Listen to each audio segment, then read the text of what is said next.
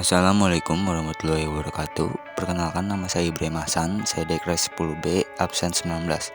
Pada kesempatan kali ini saya akan membahas mengenai bab 4 ekonomi, yaitu peran perilaku kegiatan ekonomi. Yang pertama itu A. Rumah tangga keluarga. Rumah tangga keluarga merupakan unit ekonomi terkecil. Berikut peran rumah tangga adalah 1. Sebagai konsumen, dan 2. Sebagai penyedia jasa faktor produksi atau tenaga kerja.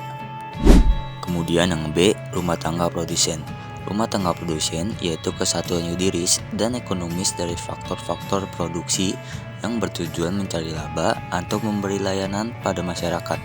Dapat dibedakan antara dua jenis, yaitu yang pertama perusahaan milik negara, contohnya Pertamina, dan yang kedua perusahaan milik swasta, contohnya PT Gudang Garam. Kemudian ada hubungan antara rumah tangga keluarga dan rumah tangga produsen.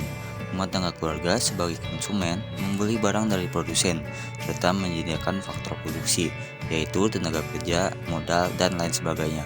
Sedangkan rumah tangga produsen menghasilkan barang dan jasa serta membayar upah, sewa, atau bunga kepada keluarga. Hubungan ini saling mendukung dalam siklus ekonomi. Kemudian di bagian C, pemerintah. Berdasarkan Undang-Undang Dasar 1945, pemerintah berperan sebagai produsen yang menguasai cabang-cabang produksi yang penting bagi negara dan yang menguasai hajat hidup orang banyak, contohnya Pertamina. Kemudian pemerintah juga melakukan konsumsi, contohnya memanfaatkan layanan sumber daya manusia dari rumah tangga. Kemudian di bagian D, masyarakat luar negeri. Hubungan dengan masyarakat luar negeri terwujud, misalnya dalam kegiatan ekspor dan impor. Dan bagian E, interaksi antar pelaku ekonomi. Pembayaran untuk sumber daya manusia antara lain diberikan dalam bentuk honorarium, upah, dan gaji. Kemudian pada bagian F, perilaku konsumen, yaitu pertama, pengertian konsumsi. Konsumsi adalah kegiatan yang bertujuan mengurangi atau menghabiskan nilai guna barang atau jasa. Kemudian yang kedua, ciri-ciri benda konsumsi. Yang pertama yaitu A, untuk memperolehnya diperlukan pengorbanan. Kemudian B, ditunjukkan untuk memenuhi kebutuhan hidup manfaat, nilai, atau volume benda-benda yang digunakan akan habis sekaligus atau berangsur-angsur. Kemudian yang ketiga, pembagian benda konsumsi. A, benda habis sekali pakai, contohnya minuman kemasan. B, benda yang dipakai berulang-ulang, contohnya alat komunikasi. Kemudian yang keempat, teori perilaku konsumen. A, pendekatan kardinal.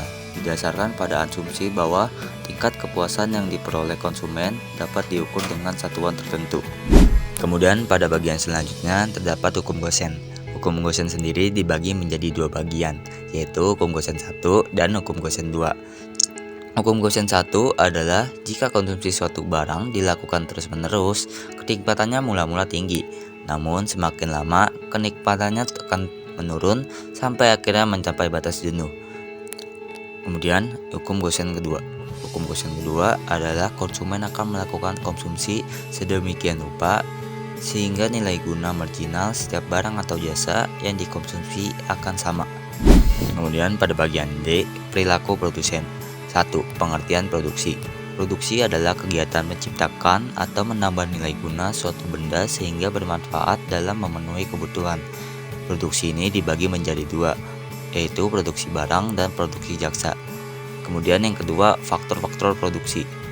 Faktor produksi adalah segala sesuatu yang dibutuhkan untuk memproduksi barang atau jasa yang terdiri atas.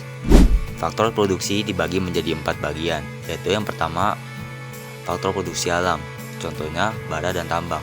Kemudian faktor tenaga kerja. Faktor tenaga kerja terbagi menjadi 3, yaitu terdidik, contohnya dokter, terampil, contohnya supir, tidak terdidik dan terlatih, contohnya petugas kebersihan. Kemudian yang ketiga, faktor modal, meliputi segala hal yang digunakan untuk proses produksi barang dan jasa, contohnya uang dan mesin pabrik. Kemudian yang keempat, faktor tenaga kewirausahaan, merupakan keahlian dan keterampilan pelaku usaha, contohnya chef. Lanjut pada bagian H, peran konsumen dan produsen. 1. Peran konsumen sebagai pemakai barang dan jasa. Perannya yaitu membantu peredaran barang dan jasa, memengaruhi kebijakan pemerintah dalam rangka perlindungan konsumen, serta menaikkan dan menurunkan harga faktor produksi. Kemudian yang kedua, peran produsen penghasil barang dan jasa. 1. Meningkatkan hasil produksi domestik. 2. Pemakaian faktor-faktor produksi memengaruhi kebijakan pemerintah dalam rangka menghasilkan produk. Kemudian yang ketiga, membayar harga barang faktor produksi serta melakukan dan produksi barang dan jasa. Sekian penjelasan saya pada bab 4 kali ini. Bila ada salah kata mohon dimaafkan. Wajarlah kita manusia, bukan Nabi Boy. Wassalamualaikum warahmatullahi wabarakatuh.